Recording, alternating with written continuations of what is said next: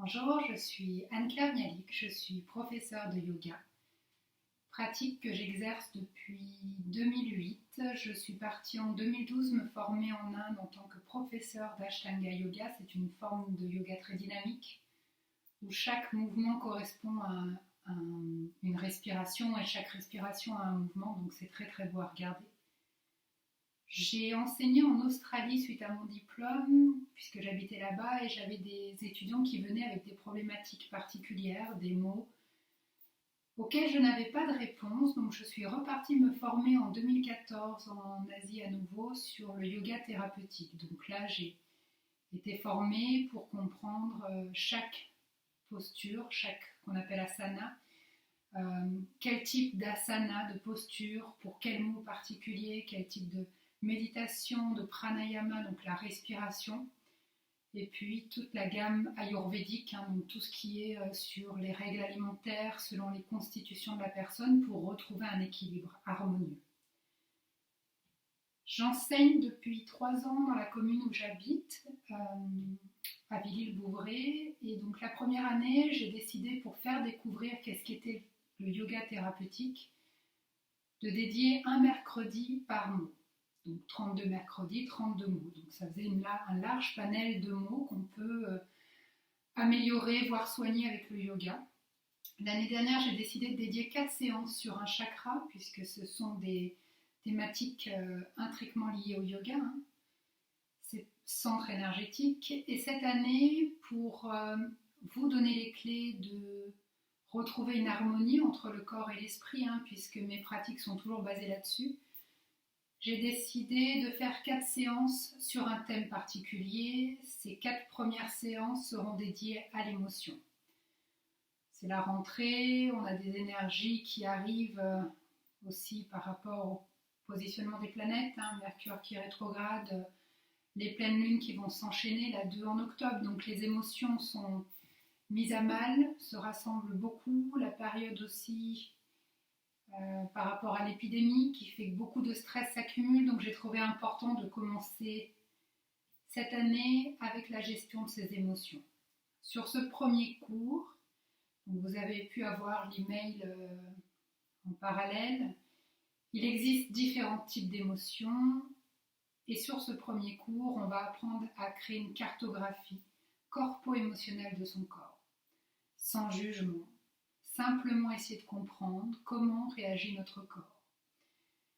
Pour ce faire, on va étudier chacune des parties de notre corps, je vous les dirai à chaque fois, on regardera ensemble avant, pendant et à la fin du cours, avec des notions, parfois l'énergie ou les émotions, c'est un peu dur à comprendre, donc on va essayer d'avoir des clés un peu plus simples, c'est-à-dire, est-ce que mes pieds paraissent chauds, froids? Est-ce qu'ils semblent douloureux ou au contraire, est-ce qu'ils sont agréables? Est-ce qu'on a une sensation de trop plein dans le pied ou alors de vide? Parfois ça peut parler aussi sur certaines parties du corps. Donc voilà, on va essayer de regarder tout ça et on va essayer de retenir à chaque fois où est-ce qu'on a des dysfonctionnements et où au contraire on a des zones qui paraissent agréables et équilibrées. En yoga, tout au moins dans ma pratique, je vous demande de respirer toujours par le nez. Pourquoi? Parce que le nez, la respiration par le nez permet d'activer un nadi, donc un centre énergétique, celui du 3e œil. Ce point situé ici est relié aux 2 pieds. Donc à chaque fois qu'on inspire et qu'on expire par le nez, on vient rééquilibrer et refaire circuler l'énergie du haut en bas et du bas vers le haut. Parfois, je vais vous demander aussi entre les postures d'inspirer par le nez et d'expirer par la bouche. Quand on a un trop plein d'émotions, la première chose qu'on fait, c'est de souffler. Cœur qui soupire n'a pas ce qu'il désire. On manifeste quelque chose en soufflant. Donc là, on va manifester la sortie de ces émotions. Je vais vous demander également d'avoir une respiration naturelle. Donc en général, quand je fais le tour d'une salle, il y a à peu près 90% des personnes qui ne respirent pas naturellement. C'est-à-dire qu'ils vont respirer jusque-là. Ils inspirent, hop, ils bloquent et ils remontent. Dans le meilleur des cas, ça vous crée une légère oppression au niveau de la poitrine, peut-être un peu de stress de crispation au niveau des épaules, des cervicales.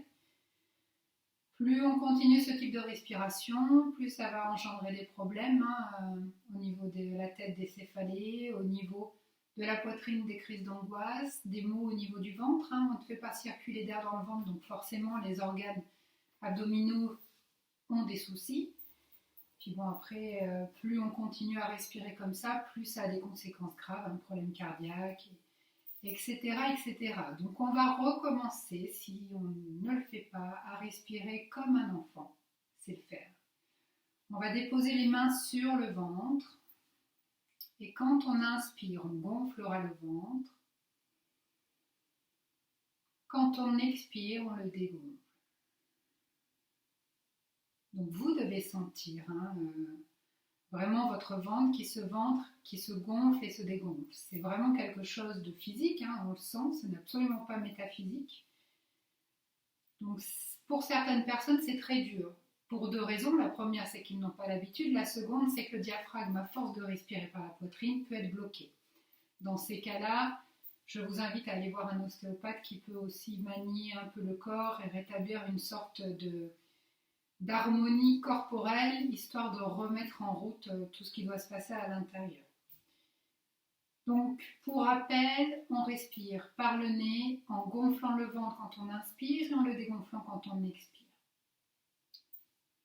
Au niveau de ma pratique, on va commencer debout. Je montre parfois des ajustements selon les postures parce qu'il peut exister différents niveaux. Dès qu'il y a une douleur, on arrête. L'objectif de ce type de yoga, c'est d'arriver à avoir de la détente autant au niveau de l'esprit que du corps.